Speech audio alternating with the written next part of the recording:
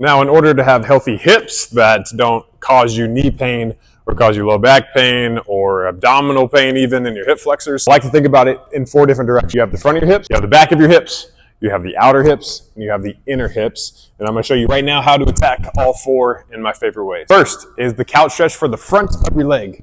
You can do this on a bench, you can do this on your couch, a chair, whatever you have. One foot goes up on, other foot comes outside, and then we're going to try to pry open the front of that hip. You're going to feel it in your quad at first, especially if it's tight. Once that quad starts to release, you'll start to feel it in your hip flex. You can put a pillow or a mat or something underneath your knee to get rid of some of that tension. 60 seconds on the right, 60 seconds on the left. My favorite way to stretch the front of the hip.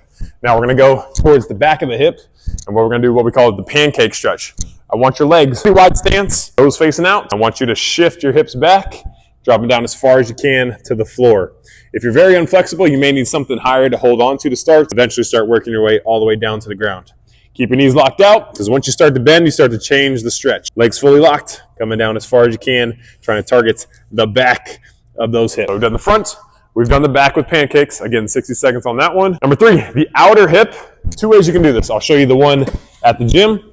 If you have an incline bench, you can go here. You're gonna place your foot to the bench and go elevated pigeon. Stepping your back leg back as far as you can, and then sinking your hips into the ground. I'll show you from the side and what it looks like. Foot in, shin on the bench, and then dropping hips into the ground from there. You can use the hands to help support you.